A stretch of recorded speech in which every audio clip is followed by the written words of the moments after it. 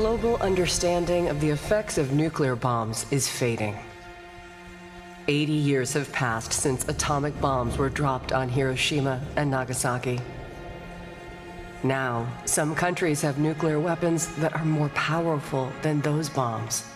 Takes on his multi-armed form and says, "Now I am become death, the destroyer of worlds." I suppose we all thought that one way or another.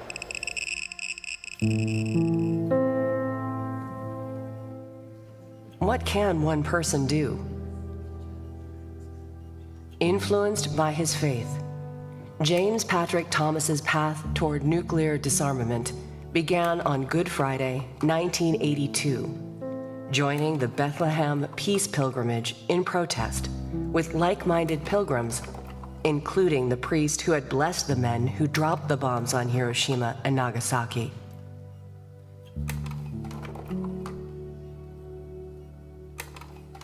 Back in Spokane, Washington, Thomas turned his attention toward the Hanford Plutonium Factory, one of the original Manhattan Project sites just 110 miles from his home.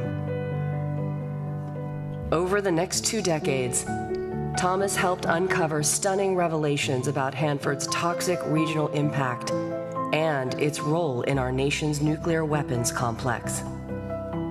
Atomic Pilgrim is his story. Leading tonight's conversation is Spokesman-Review reporter Nick Gibson. Please welcome them both to the Northwest Passage's stage. We knew the world would not be the same. Few people laughed. Few people cried. Most people were silent.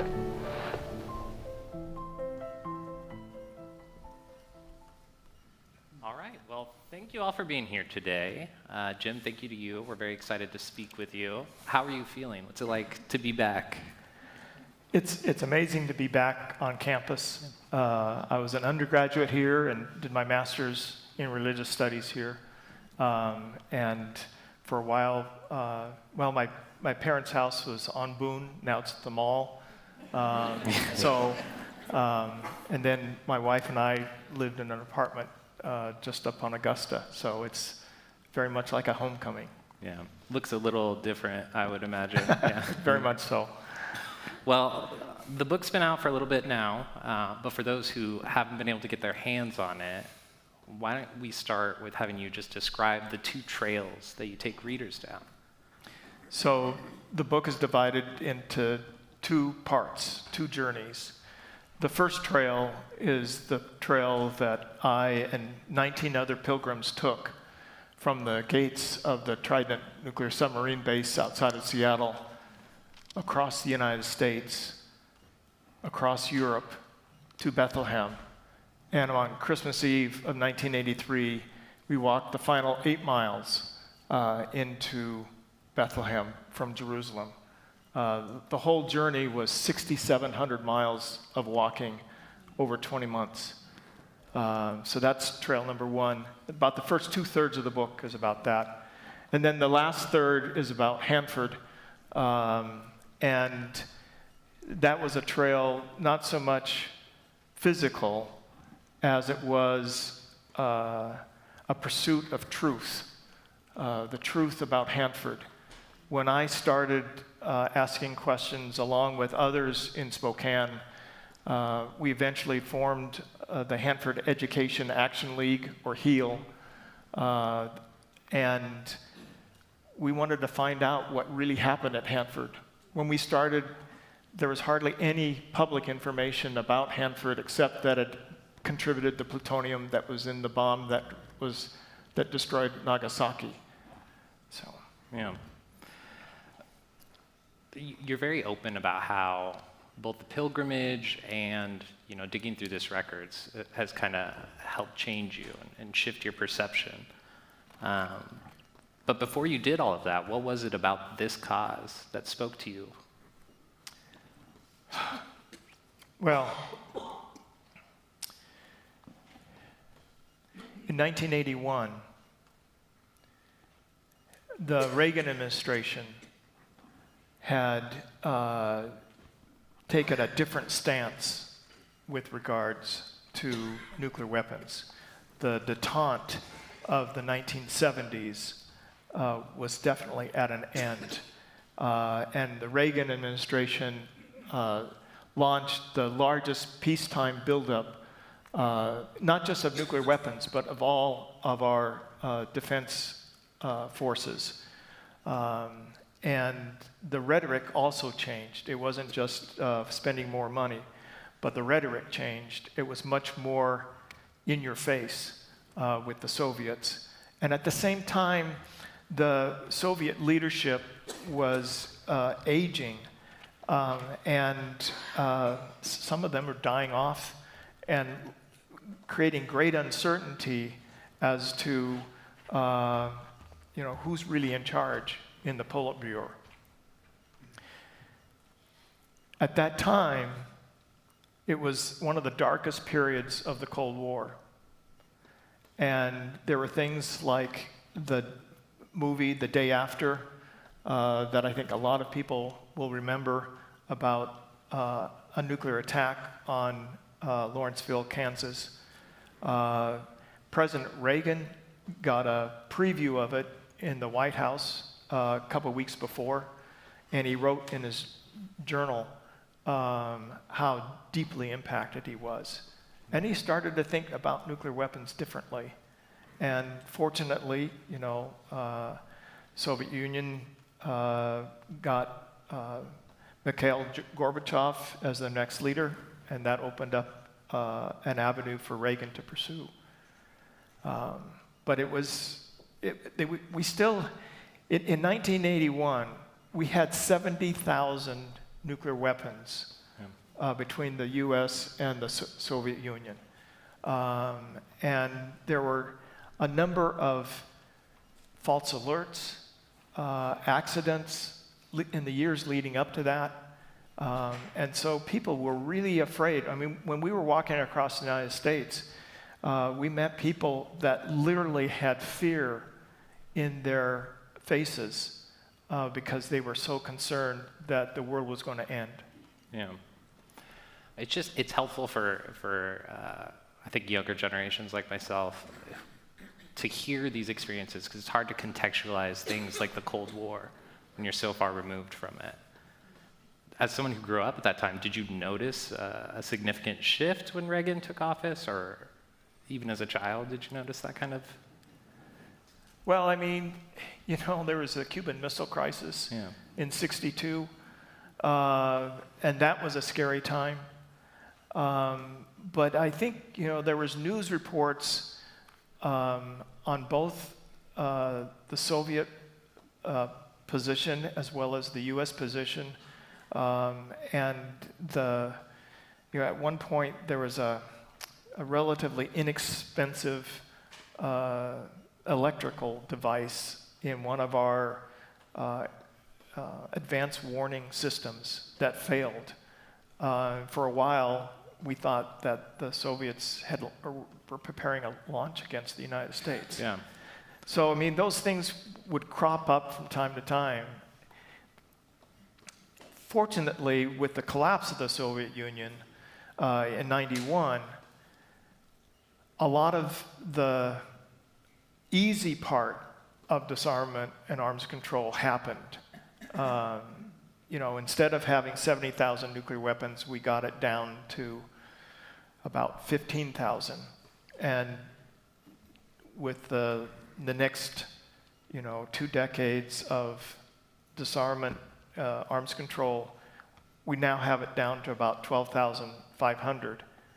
But that's still 12,500 too many, especially when we are in the midst of a multi-trillion-dollar modernization program.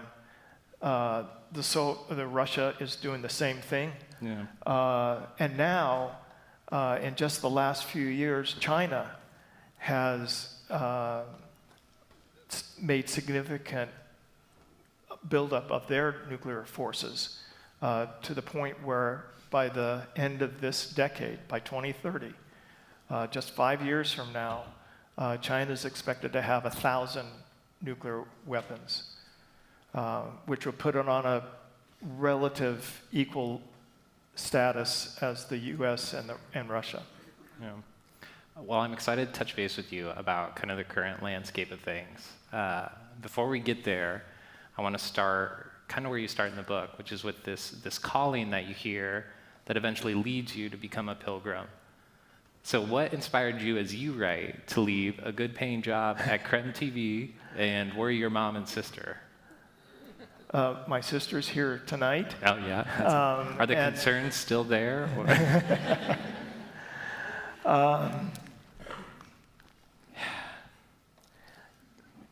You know, my job at the television station wasn't the right fit for me after, the first 4 years at the station. And I was looking for something for me that was more meaningful. And I came home one night and was watching a documentary on Mother Teresa of Calcutta, who had just received the Nobel Peace Prize a couple years before that. And the journalist who was doing the documentary asked her, well, how do you know if you're doing God's will? Or something like that. But I remember distinctly her response, and it was love until it hurts. And I realized first there was this tug deep down in my gut. And I had this feeling that my life had just changed. And sure enough, it did. But I also realized that I wasn't giving of myself enough. And that's why I was becoming bored at work. And, every day since then, I haven't been bored at all. Yeah. When we touched base last week, you mentioned that, and it stayed with me a little bit, I gotta say. So you kind of hear this calling. What are the next steps for you? Because at this point, we're still a little bit removed from when you eventually joined the pilgrimage. So what do you do after you hear this call? So I knew some friends from high school, from Gonzaga Prep, who had been already in the Jesuit Volunteer Corps. And it just seemed like the right step to do. And so the next day after this documentary by Mother Teresa, I sent off a letter to apply for the Jesuit Volunteer Corps. And so in August of '81 was the orientation program for that next year of volunteers. And it was held right here on campus. Yeah. And the first day, I met people who had been volunteers the year before who were organizing this pilgrimage to Bethlehem. And I was thinking, that's kind of a crazy idea. But my volunteer placement was in Seattle. And when I moved over there to start my volunteer year, I found out that the volunteers who had been the year before were organizing the peace pilgrimage. They only lived about 5 blocks from my volunteer house. And so it was easy for me to go down there for organizing meetings. And that's how I got to be involved. Yeah. It's kind of kismet, I have to say. And there's a lot going on in Seattle too when you arrive with the Trident base. You talk about Father George, who eventually becomes one of the pilgrims. Do you want to give a little introduction of who he is and the kind of work they were doing over at the Trident submarine base? So the first Trident hadn't come yet. Okay. There are 8 there now, but the first Trident didn't arrive until August of '82. Gotcha. But George, as you see here, he's the one with the mic in his hand. As you also showed earlier a photo of him in his Army Air Corps uniform, and he was stationed on Tinian Island in the summer of 1945, and he was the Catholic chaplain to the men who dropped the bombs on Hiroshima and Nagasaki. And about a month afterwards, with the other occupation forces, George transferred into Japan and was in the southern part of Japan where Hiroshima and Nagasaki are. And he toured the ruins in both Hiroshima and Nagasaki just weeks after the bombs were detonated.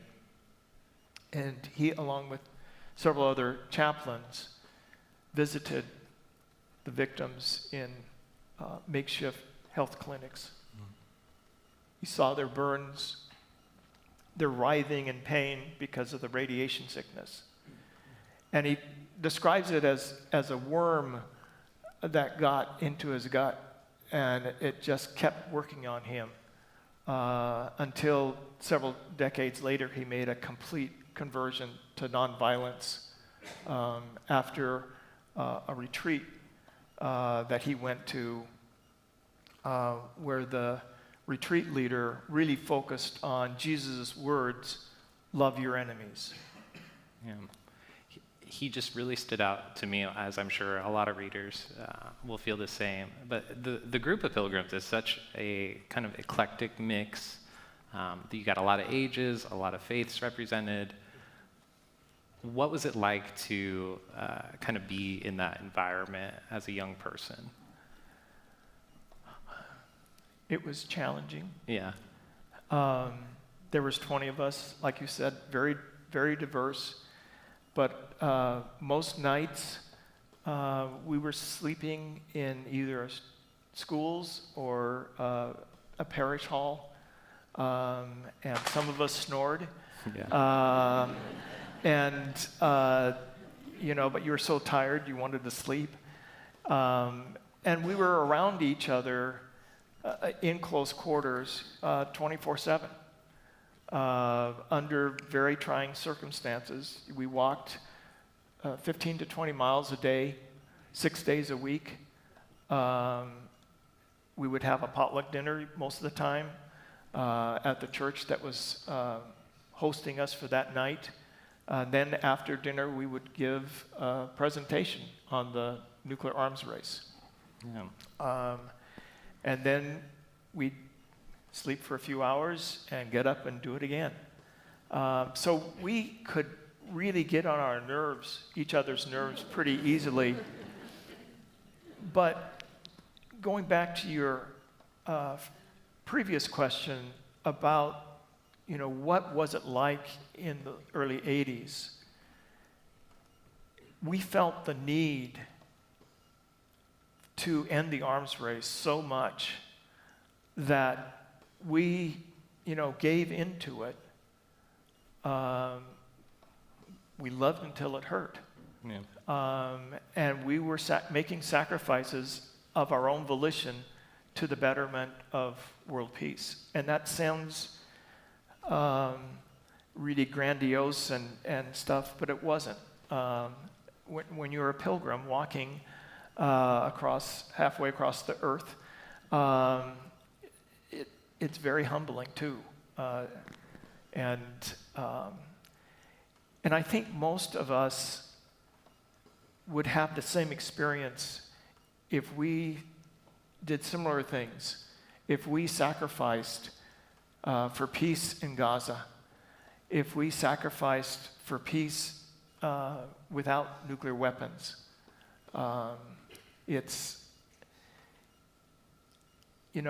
We were all, just ordinary citizens. We left jobs, we left loved ones, and went off to peace. Very much like millions of people often go off to war for years at a time, like my dad did in World War II. But we went off to peace. Sorry, you are very well spoken. I always appreciate talking to you. You highlight you're not shy about how hard the journey is, as a group, on your body, even with your faith. And so I'm curious what helped carry you through these times, because I know you relied on each other a lot, but... A pilgrimage isn't just a protest march. A pilgrimage is a prayer for peace in itself. And not only are you hoping that that peace will spread out into the world, but it also spreads into your heart. And, I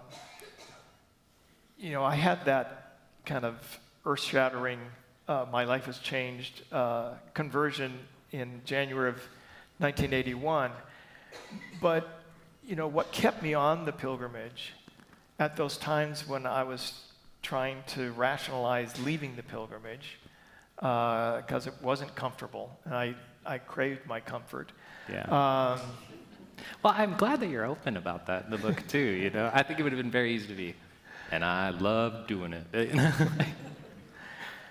But there was just a very small, quiet voice deep in my heart and soul that I interpreted and I'm convinced was God speaking to me that this is where I want you now.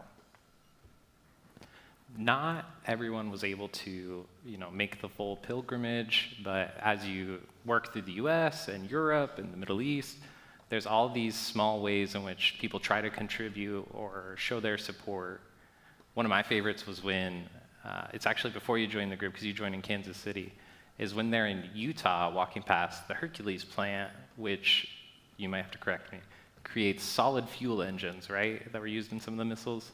It's the solid fuel propellant in the Trident missile. Got you. Thank you. One of the women who works there passes a note to the group that says, I'd love to be with you, but I need to support my family. And as someone who's out there on the trail, what are some of those small acts that stay with you even today? Well, the one that comes immediately to mind is, this is like in southern Indiana, and it was a Sunday afternoon.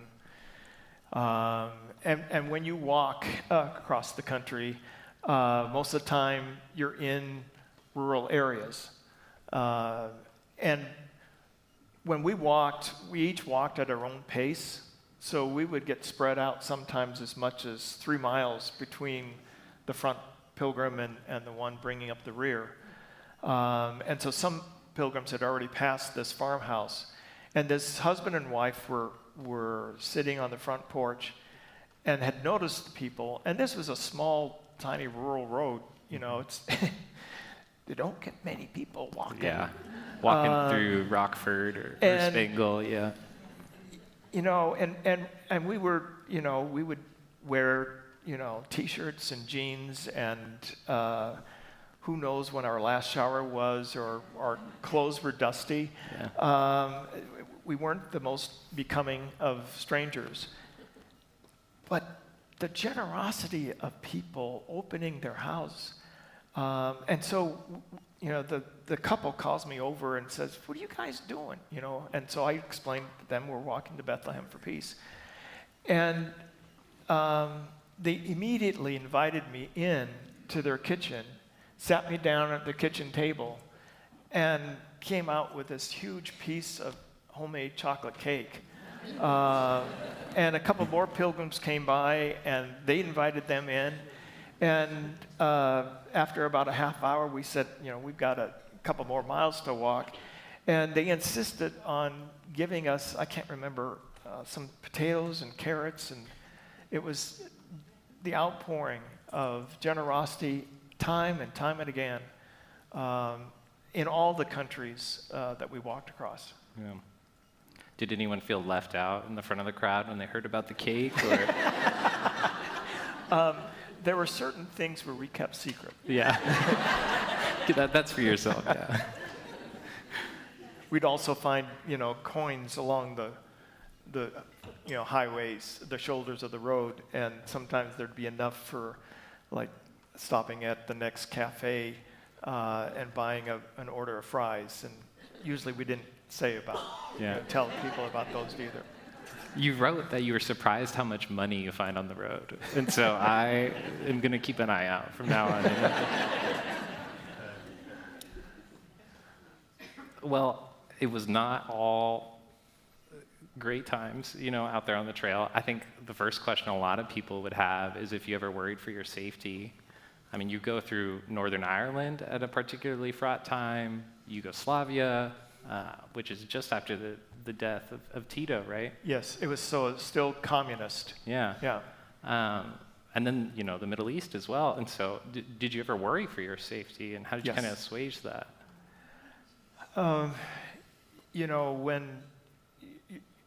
When most people are thinking that the world could blow up tomorrow, it kind of puts things in a different perspective.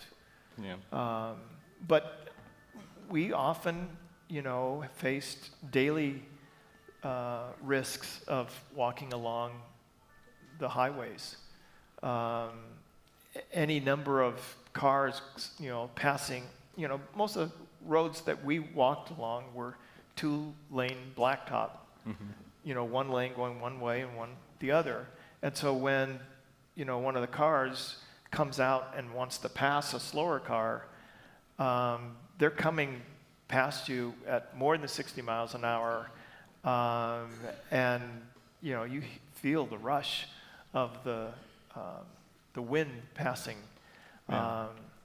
But the closest I came to getting hit was in Ireland, and this lorry truck was coming down the road, and another car was coming, and so the lorry didn't have room to move over. And so I was walking with Brother Fred Mercy, Jesuit brother, and Fred and I dove into the hedgerow, which wasn't too giving, but it was enough that we didn't get hit. But the car stopped, 100 yards down the road, and then started to back up. And he gets out of the car, and when he gets to us, and said, "You guys okay? I thought you guys were goners." Yeah. So, but there was, obviously, Northern Ireland was still very tense. It was still very much the Troubles. But, I, as a Catholic, spent the whole week we were in Northern Ireland being hosted by Protestant families, which led to many interesting conversations. When we were on the West Bank, there were Israeli planes heading north into Lebanon. That's when the Israeli incursion into southern Lebanon was still going on. Yeah. When we got to Jerusalem, there were extremist Jewish people who were booby-trapping Christian churches. Yeah. And our guests, when we were in Jerusalem, we stayed at St. Peter's in Gallicantu, which is just outside the old city.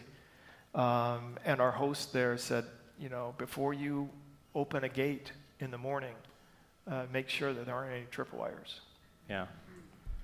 No, I appreciate how transparent you are about your thoughts and your feelings and these wonderful conversations you're having in all these environments. When you get to Vatican City, the Pilgrims are unable to get an audience with Pope John Paul II. And you had spent much of the march up until that point lobbying with different officials to try to make that happen. We were asking for a private audience. Yes, exactly. With Pope John Paul. You write that you felt a little snubbed that you're not able to get that. And so I'm curious how you felt all those decades later when Pope Francis took a much stronger position on behalf of the church.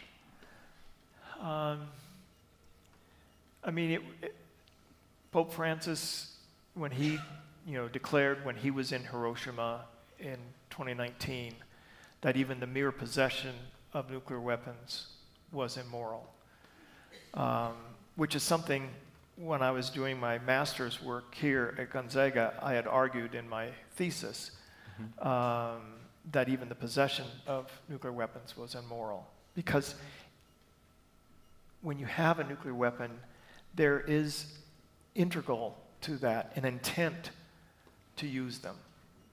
That's what makes deterrence kind of insane. Yeah. To threaten something that you don't want to have happen. But John Paul was Pope at a different era. He set strict conditions, and the strict condition was that his limited acceptance of deterrence was only temporary, and that it had to lead to a progressive disarmament, a ridding of nuclear weapons. And the Vatican, even under John Paul and under Benedict, were increasingly skeptical that those conditions that warranted an acceptance of deterrence were being met. And certainly by the time that Russia invaded for the first time Ukraine and annexed Crimea, and the U.S. responded by, starting to plan this modernization program of nuclear weapons, the conditions aren't being met. Yeah. And so Pope Francis was only carrying through the logic of Pope John Paul and Pope Benedict. Did it feel kind of like a full circle moment as someone who had argued that in their thesis? Well, it's probably the getting back to the snub. I think it was George that felt the snub most deeply. Yeah. He had staked his whole life on doing this pilgrimage and getting it to move churches. So when we were in Salt Lake City, we met with leaders at the Mormons. Yeah. When we were in Washington, D.C., we timed our arrival to coincide with the U.S. Catholic bishops meeting that November. And they were debating the second draft of what became the Challenge of Peace, the peace pastoral on nuclear weapons. When we were in Geneva, we met with representatives at the World Council of Churches. And so when we got to Rome, having walked 5,000 miles to get as far as Rome, George just, felt really deeply that it hurt. Yeah. And I think that it was, it's gratifying for the church now to come to the logical, inevitable conclusion that, and I think this is for all Christians throughout the world, and really the great religions of the world, that nuclear weapons are antithetical to a belief in an all-loving God. Yeah. On that note, you arrive in Bethlehem, which is a holy land for so many of our prominent religions. What was that feeling like, both for you and then among your fellow pilgrims? What kind of reactions did you see for George, for example? Well, for me, it was just a huge relief. Yeah. I was so tired. I've never been more tired in my entire life, for sure. But, it was also so fulfilling to be in Jerusalem, to be in Bethlehem. For George, it was all of that and more, because before we started the pilgrimage, George had already had 2 heart attacks. He was 67? He was 67 when we started. That's right. So by the time we got to Bethlehem, he was 69. Mm-hmm. And Yugoslavia was hard. We camped out a lot. It was, October, November, into Greece. It rained a lot in Greece.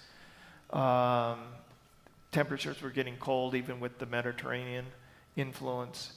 And we were, at one point, almost all of us were sick with colds or worse.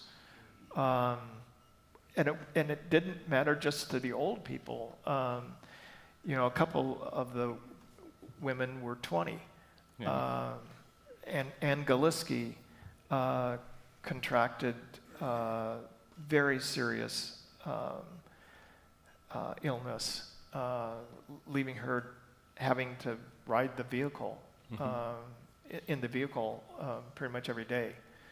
But George, with his bad heart, we all noticed him, dipping into his little jar of nitroglycerin pills and placing that under his tongue. So we knew he was suffering. Yeah. And at our final ceremony in Shepherd's Field on the outskirts of Bethlehem on Christmas Eve, at one point George fainted.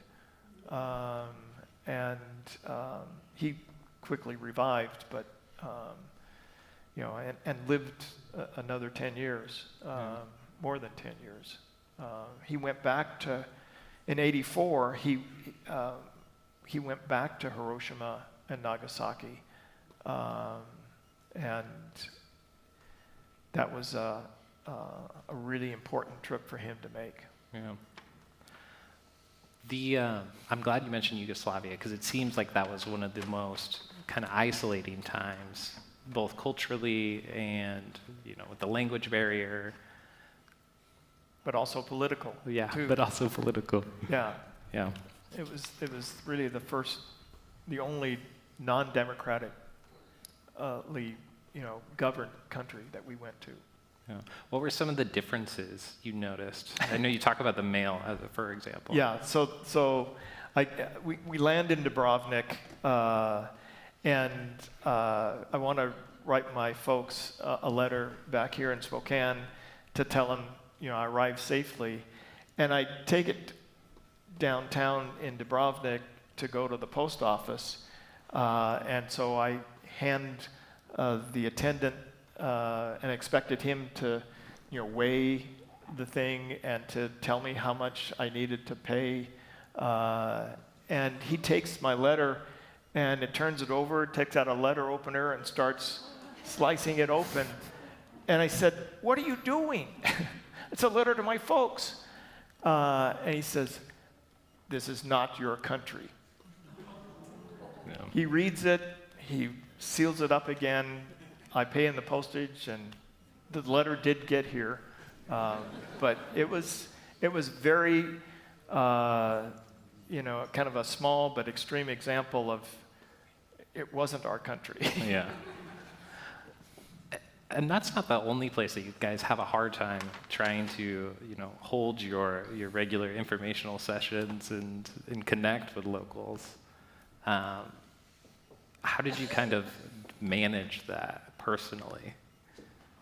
Because you're here for this cause, you're not able to do every aspect that you wanted to. Once we got onto the continent of Europe, there were language barriers. I mean, a couple of pilgrims spoke French. A couple were fluent in Italian. Pam Ingalls, whose dad taught art here at Gonzaga back in the 70s. Pam studied with Gonzaga in Florence before the pilgrimage, and so she knew Italian. But most of the rest of us didn't. And so more and more we had to depend on each other for support. It got a bit better in Greece. More of the students especially knew English and wanted to practice their English. But it was hard, especially like on the West Bank. We walked the length of the West Bank, and I stayed, was hosted by Palestinian families. But at that time, it was before the wall was built. Okay. It was still all administered by the Israeli Defense Forces. But, it's also heartbreaking.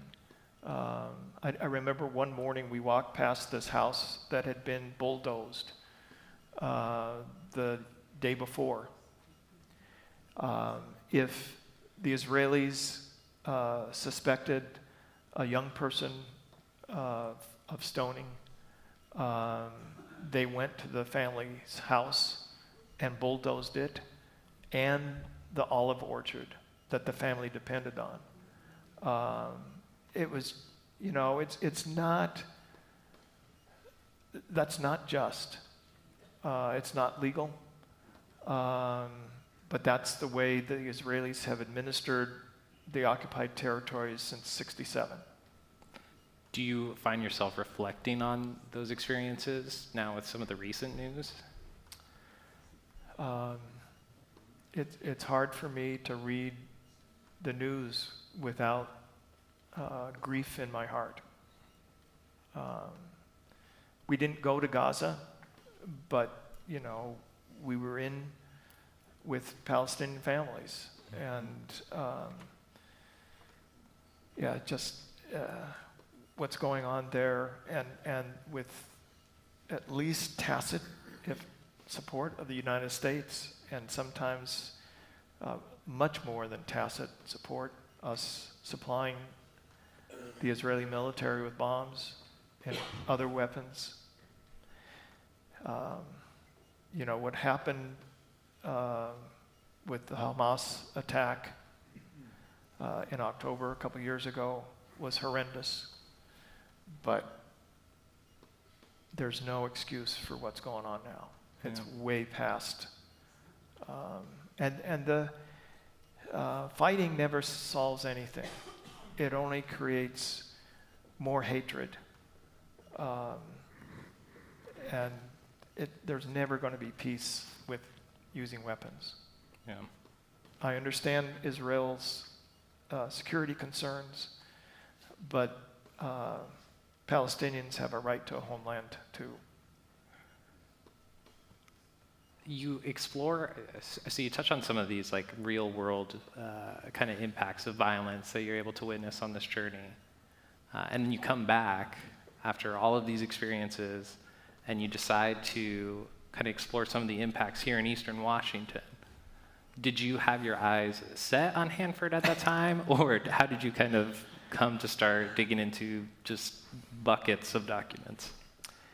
The switch to Hanford was total grace. When I was a senior at Gonzaga Prep, my physics class did a field trip down to Hanford to tour the fast flux test facility, which is a breeder reactor that was testing fuel. And I thought nothing of it after that. Yeah. It wasn't weapons related. And from 72 to 83, there wasn't any plutonium work for nuclear weapons done at Hanford.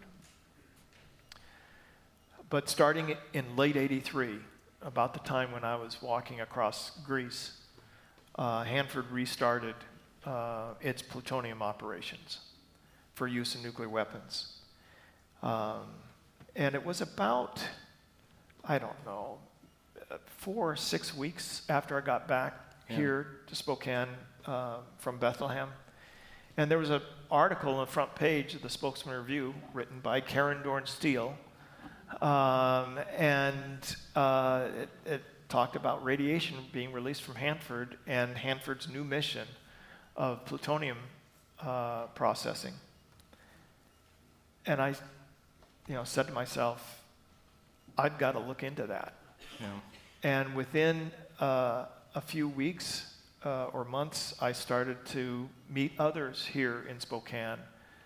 And then the really defining moment was in May of '84, when the Reverend Bill Houff, who was the Unitarian minister here in Spokane at the time, gave a sermon one Sunday. I wasn't present for it. Yeah. I read copies of it afterwards. It was called The Silent Holocaust. And he had done some research on Hanford, what little information there was, and some information about the dangers of low-level radiation. And it galvanized a small study group in his congregation. But basically, he challenged. Yeah. He said, okay, you guys have to do the homework. And so they started meeting every week during the summer of '84. Within a few weeks, they had put a little blurb in the Spokane Peace and Justice newsletter, and that's where I saw it, and I started meeting with them. And by the fall, we made the decision to form the Hanford Education Action League as a nonprofit organization. And the first couple of years, it was just, if you've ever read a good mystery or a spy thriller, and you keep turning the pages and want to find out what's happening, that's what it was like to be a member of HEAL during those first couple of years. Because everything we were learning was new and answered some of our initial questions, but it always raised 10 more questions. Yeah. As you're finding these things and you're trying to share them with the community, was it an easy bridge to gap, or did you have to establish a little credibility? Well, we knew that, that just challenging, this is still the 80s. Yeah. Okay. Most of Eastern Washington is conservative. And there's a good part of that. I don't mean to disparage conservatism in the traditional sense, because that's the problem with the way our current political structure is so corrupted. Yeah. The Democrats aren't doing a good job, and the Republicans aren't doing a good job, and we need both to do a good job for the good of the country. But in the mid '80s, when HEAL was getting formed,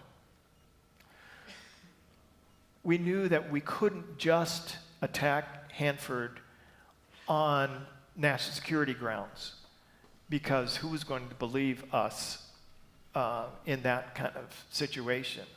And so we said, what our main concern is that it be done safely and environmentally sound. We kind of had a hunch that it wouldn't be able to operate within the law. Yeah. And so that's what we did our homework. We did the research. We asked the tough questions and insisted that the government provide answers.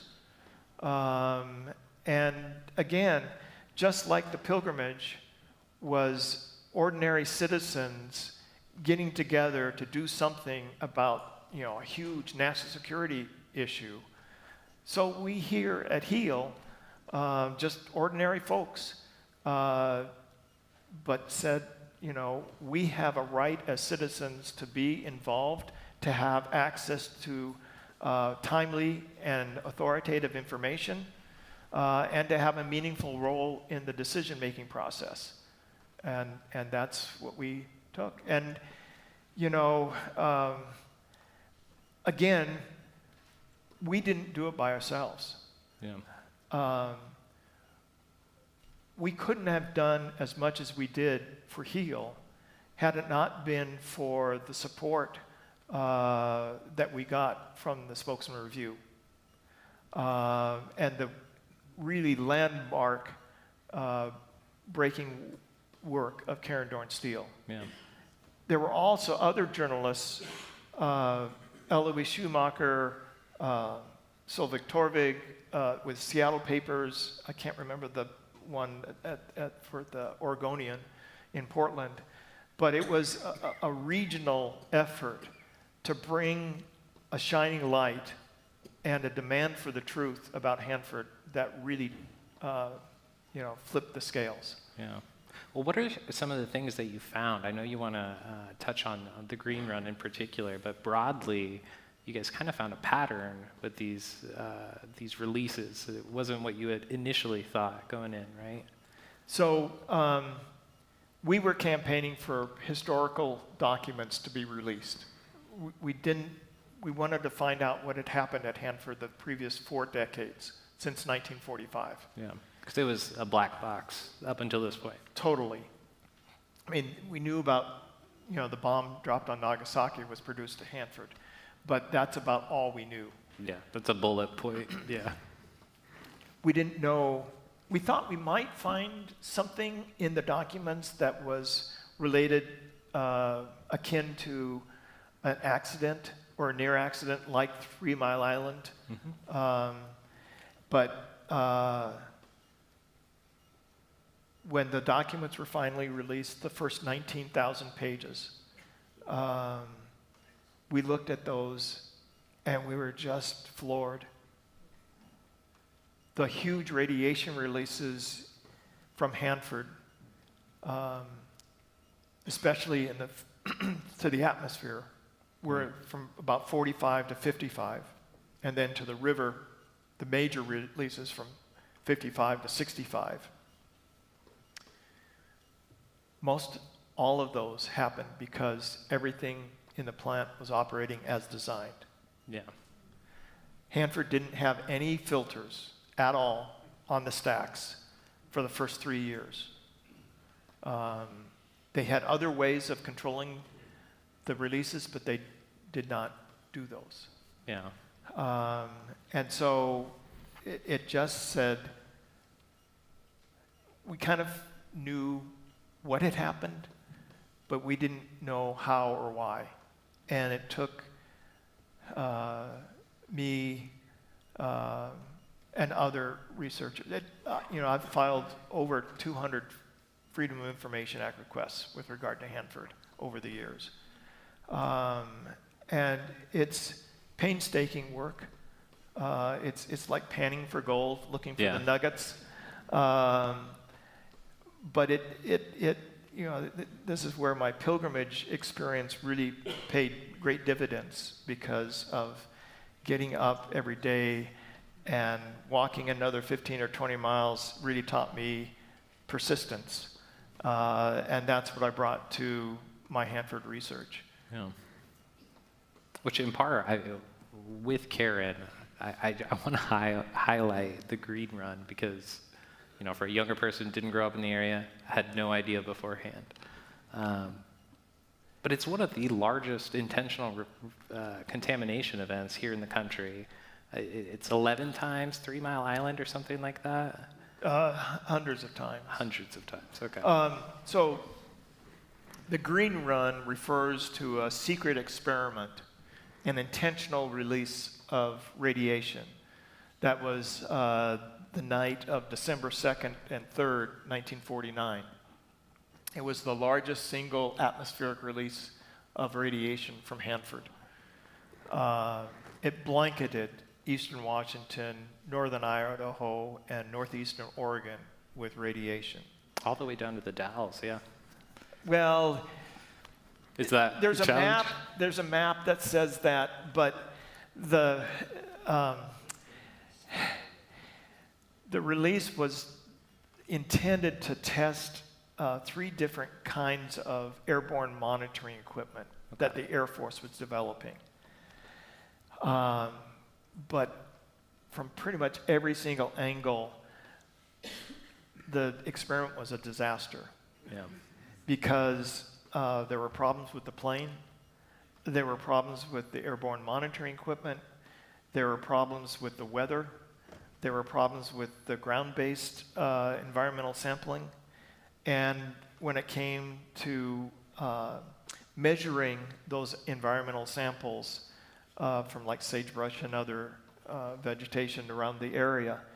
The lab at Hanford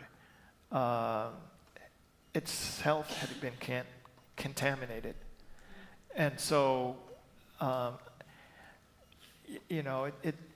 we really don't know what happened, but we know a lot of radiation got dumped on people. And that's the other thing about Hanford. It isn't just that this radiation was released into the air, into the water.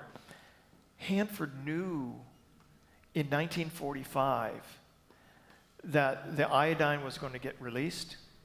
It knew it was going to get in the milk. It knew that people were going to ingest that milk and have it concentrate in their thyroids. And it knew that using iodized salt or potassium iodide tablets would have flooded people's thyroids with stable, naturally occurring iodine, and that they wouldn't have been exposed to the radioactive form of iodine. Yeah. They knew that in 1945. Did they say anything? No. And it's taken me a long time to figure that out of what they knew in 1945. But they knew. I've seen the documents. When we touched base last week, you talked about how you still carry a lot of the pain that those affected parties shared with you, and just the knowledge that if the government had been more transparent, something could have been different with some of their lives. How else do you see yourself still processing, digging through Hanford and covering all of this? Well, that's one of the reasons why I wanted to write the book. I wanted to hand off the knowledge I've gained about Hanford to a younger generation. There are still secrets being hidden by the government that need to be researched, but I'm tired. I can't do good research like I used to. And still, I think part of it is the pain of knowing so many downwinders through my 25 plus years of being involved on Hanford issues. I've talked to too many downwinders who have suffered cancer and other diseases. And I've talked to Hibakusha, the survivors of Hiroshima and Nagasaki. 2 years ago, Archbishop Paul Aitchen of Seattle asked me to accompany him to Hiroshima and Nagasaki on his pilgrimage of peace. And when I was going through the Peace Museum in both Hiroshima and Nagasaki, it just weighed on me. Too much pain.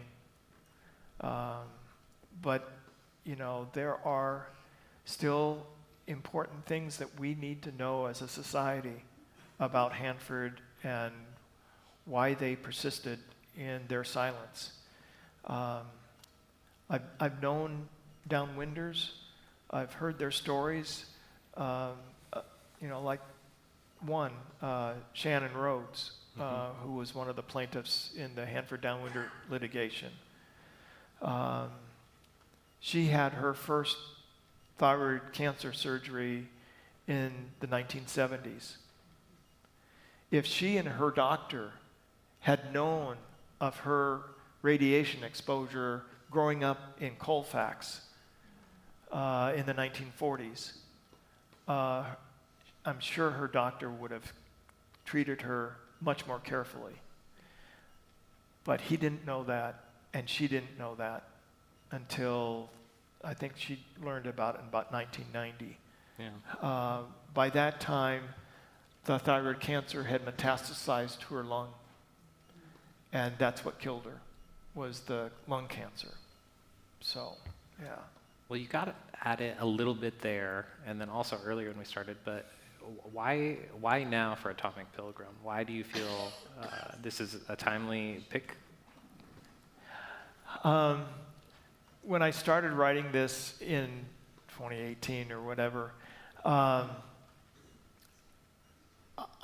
was mainly, like I said, trying to record my knowledge of Hanford. I wasn't thinking that it'd be as germane now as it turned out to be. But, you know, terrible things have been happening in the world. Putin reinvaded Ukraine in 2022 and is rattling the nuclear saber from time to time. The United States is launched into this multi-trillion-dollar modernization program. China is ascendant. There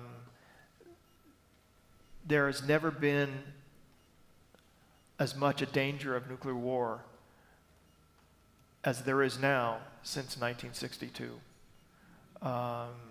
We have got to turn things around in this country because we still have freedoms. People in Putin's Russia do not have freedoms. People in Xi's China do not have freedoms. We are the ones that have the freedoms, and we have to exercise those freedoms and insist on arms control and in a final, eventual ridding the world of nuclear weapons. You know,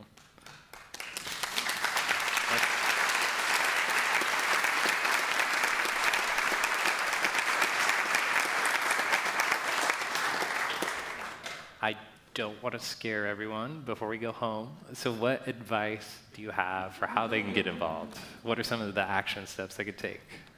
Well, you know, we have to do a better job with our democracy.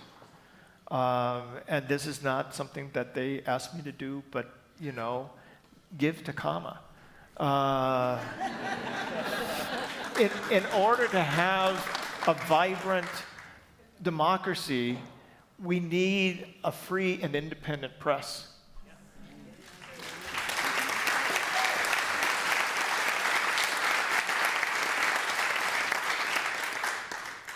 As journalists pursue the truth, we as citizens must do our job and have the courage to pursue truth. We also have to foster community in our churches, in our neighborhoods, getting to where we want to be from where we are now under the current situation in both Congress and the administration. It's going to take sacrifice. It's going to be not unlike the sacrifices that our grandparents and our parents made back in the 30s with the Great Depression and in World War II.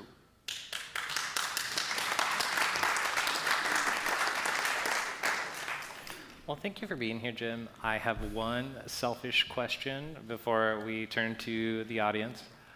What tennis shoes would you recommend? Comfort, you know, duration. Well, you know, I wore mostly New Balance on the walk. Okay. But You gotta write that down. most of the other pilgrims wore Birkenstocks. And both with Birkenstocks or you know, running shoes, we also used a lot of shoe goo. And that we would, you know, every few weeks we would put a new coating of shoe goo on because, you know, all the walking is you're just literally pounding the pavement. Yeah, Yeah.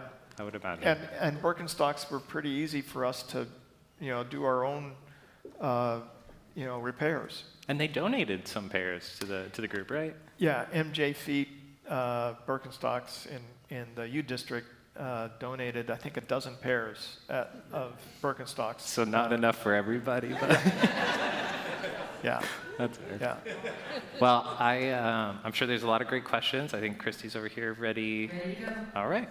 Before I forget though, Jim, aren't you doing a panel with Karen Dorn-Steele and Sean Shields at the Central Library in September? Yes, September 20th, from 3 to 4:30.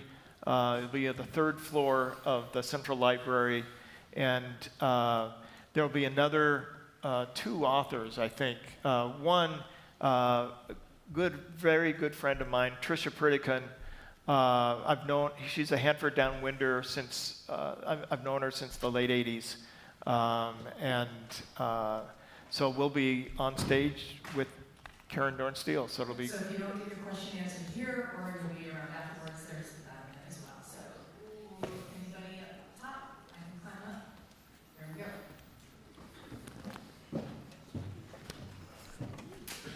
Would have been easier for me on this side. All right, pass it down.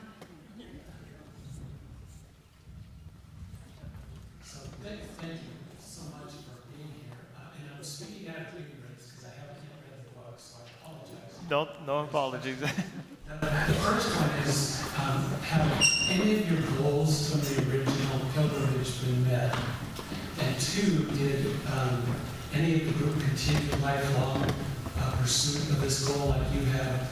And then 3rd, do you see a hope going forward? Do you see any path that is really available to start making a difference in what you hope? I'm not sure I'm going to be remembering all 3 of those ones. Nobody has pursued, except maybe for George when he was alive, nuclear disarmament. We had hoped that on our pilgrimage that we would get the religions of the world to have the religious leaders to have a meeting that would send out a statement against all war. That didn't happen. From the time when we started walking to the time we ended, there were actually more nuclear weapons in the world. So we didn't succeed on that score. But we learned more about each of us as individuals that we've continued through life. There was one other aspect I wanted to say about that. But we did discover, we saw it in every community we visited, that we gave people hope. People were really, really afraid that there'd be nuclear war within their lifetimes. And now it's more than 40 years since then, and we haven't had nuclear war, which I think is amazing. What's to explain that? I think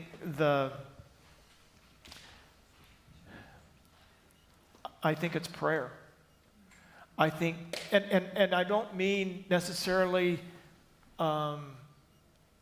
formal prayer in church, but people offering up their prayers, people offering up their yearning for peace, giving positive energy into the world. I think that has kept us from nuclear war. All of the near misses. In the 2010s, there were multiple scandals of U.S. service people manning the silos in Montana, Wyoming, and North Dakota who were taking illicit drugs, LSD, who were cheating on their readiness exams. And the Soviet Union, there was a guy in 1983 who was, the Soviets were thinking all of their alert systems were flashing that, the U.S. had sent missiles. But the one officer, well, I think it was a lieutenant colonel, had a hunch that the alert was false. And so he didn't retaliate.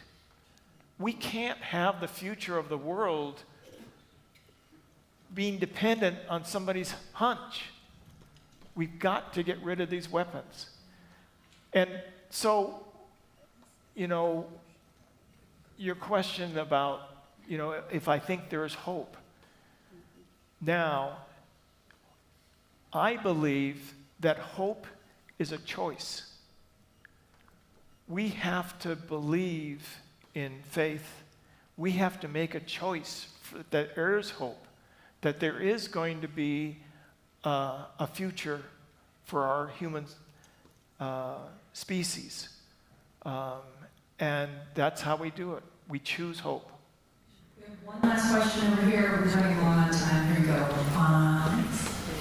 Hi, I'm Alex. I'm a Spokesman-Review reporter. Nick is also my best friend, so I'm kind of biased, but you're in good hands. I'm just wondering, I guess how, you kind of answered this, but like, how did you not give up, and how do you get people to listen to you? Like, it just feels, I feel like I've asked this so many times to other people, but it feels like nowadays people don't want to listen to others. They don't, they're very closed off. Well, it's very simple. By walking, we entered right into people's lives. It's a great way to travel. It's slow, but it gives you instant credibility. People literally see you walking your talk. It's also a fascinating thing. I think that's why you guys are reading the book. How did you do that? Even when I was writing the book, I was thinking, wait, this is before email. This is before cell phones. How did we do that? And I can't remember the details, but we figured out a way. But I think if we just treasure each person that we come in contact with every single day, that peace will happen. I'm totally convinced of that. Thank you for being here, Jim.